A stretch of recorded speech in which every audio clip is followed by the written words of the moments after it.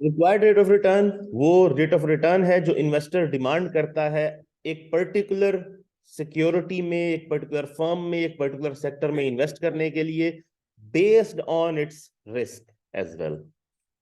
तो for example, अगर आप बैंक में पैसे रखते हैं, दे आर कंपैरेटिवली सेफर, तो आपका रिक्वायर्ड रेट ऑफ रिटर्न कम होगा। आप किसी सेफ बिजनेस में इन्वेस्ट करते हैं, इट इज सेफर, वहां पर रिस्क ज्यादा नहीं है, तो आप कम रिक्वायर्ड रेट ऑफ रिटर्न पे भी इन्वेस्ट कर देंगे। और अगर आप एक ऐसे बिजनेस में इन्वेस्ट करते हैं जहां रिस्क बहुत ज्यादा है, प्रॉफिट भी हो सकता है बहुत ज्यादा, लॉस भी बहुत ज्यादा हो सकता है, इन दैट केस आप रिक्वायर्ड रेट ऑफ रिटर्न ज्यादा डिमांड करेंगे। फॉर एग्जाम्पल, मेरी एक फर्म है, ठीक है, वो आपको मैं उसके शेयर बेचना चाहता हूं। मैंने अब आपको बता दिया है कि हमारे पास प्रॉफिटेबिलिटी का चांस 50-50 है। 50% चांस है कि प्रॉफिट होगा, 50% चांस है कि लॉस हो जाएगा, ठीक है। और अगेन, लेट सपोज जी आपने अगर 1,000 लगाना है, तो उसके ऊपर 100 रुपए का प्रॉफिट अंदाजा लगा लें आपके, ये लॉस हो जाएगा 100 रुपए का। अब आपकी भी एक फर्म है, ठीक है, इनकी फर्म के अंदर इन्होंने आप सबसे कहा कि जी इसके शेयर मैंने बेचने हैं।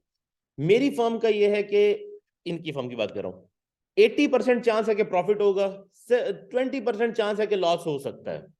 सेम वही 1,000 के पीछे 100 रुपए, ये भी प्रॉफिट एक्सपेक्ट कर रही हैं या लॉस। किस फर्म में इन्वेस्ट करेंगे? Simple as that. Investor rational है, इन्वेस्टर बेवकूफ नहीं है कि वो मेरी फर्म में इन्वेस्ट करे। इन्वेस्टर ये okay. Somebody has to turn their mic off because I can't even see you guys. Where are you? Muhammad Ashfaq. Okay, can I mute? Hope so. Mr. Muhammad Ashfaq, please mute your mic. Yeah, done. Thank you. So, मैं जब आपको offer कर रहा हूं तो आप मेरी offer नहीं लेंगे, सिंपल एज दैट, क्योंकि मेरे पास नुकसान का चांस ज्यादा है, रिटर्न मैं सेम ऑफर कर रहा हूं। अब अगर मुझे अपनी कंपनी के शेयर बेचने हैं, मुझे रिस्क के ऊपर कोई कंट्रोल नहीं है। रिस्क मैं कंट्रोल कर ही नहीं सकता, वरना सारे ना कर लें। रिस्क सिस्टमेटिक है, वो रहेगा। मैं आपको फिर रिटर्न ज्यादा ऑफर करूंगा।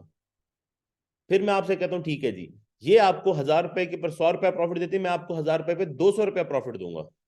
अब आप सोचेंगे हाँ यार, वहां 100 मिलेगा, यहाँ 200 मिलेगा, रिस्क तो थोड़ा सा बढ़ रहा है, तकरीबन कितना 30% रिस्क बढ़ रहा है, लेकिन प्रॉफिट रिटर्न डबल हो रहा है ऑलमोस्ट।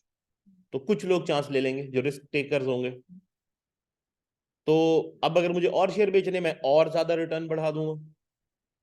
फिर जो लेस रिस्क वो भी कोई कर दो, क्या पता पैसे एक बार आ गए तो अच्छे आ जाएंगे। You get it. रिस्क और रिटर्न का इनवर्स रिलेशनशिप होता है कि ये रिस्क और रिटर्न साथ साथ चल रहे होते हैं। रिस्क बढ़ेगा तो रिटर्न भी बढ़ेगा, इनका पॉजिटिव रिलेशन होगा कॉन्स्टेंटली। ओके, आप सबको ये पता है रिक्वायर्ड रेट ऑफ रिटर्न के कंपोनेंट्स क्या होते हैं? Okay, late me see if I have a board marker. मुझसे स्टूडेंट्स ले जाते हैं, बाद में वापस कोई नहीं दे जाता। Let me see if I can turn on the camera as well. Okay, so required rate of return का सबसे पहला कंपोनेंट, जब भी आप किसी को पैसे उधार देंगे, ठीक है, द थिंग इज कि मैं पैसे उधार देने जा रहा हूं, मैं अपनी जो मेरी इनकम आती है, ठीक है, मैं उस इनकम से सिर्फ दो काम कर सकता हूं, तीसरा कोई काम नहीं कर सकता। One is to spend it and the other is to save it. आप जो भी करेंगे इन दो कैटेगरीज में फॉल करेगा। तो जो मैं सेविंग कर रहा हूं उसमें एक इशू आ जाता है, टाइम वैल्यू ऑफ मनी। जब भी मैं सेविंग कर रहा हूं